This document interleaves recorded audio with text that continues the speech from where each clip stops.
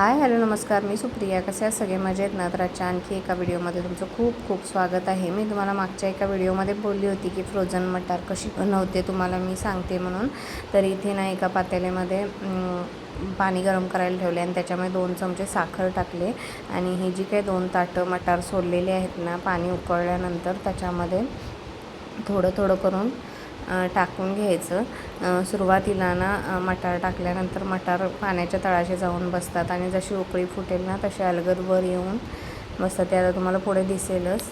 परवाच्या एका व्हिडिओमध्ये तुम्ही बघितलं असेल की मटार 4 किलो मी सोललेले आहेत तेच हे मटार आहेत आणि व्हिडिओ आधीच केला होता, तो थोडासा लेट येतो आहे तुम्हाला. तर अशा पद्धतीने बघू शकताय वरती येतात मटार फुगून आणि छान त्याला उकळी फुटेपर्यंत त्याच्यामध्ये ठेवून द्यायचा आणि फ्रीजच्या थंड पाण्याचं नियोजन आधीच करून ठेवायचं, कारण त्याच्यामध्येच ते काढायचे असतात.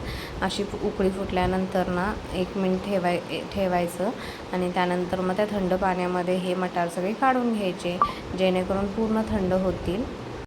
तर मी आता हे सगळे मटार ना कढईमध्ये ना थंड पाण्यामध्ये काढून घेते आणि हे मटार ना वर्षभरासाठी डीप फ्रीझरमध्ये ठेवून द्यायचे.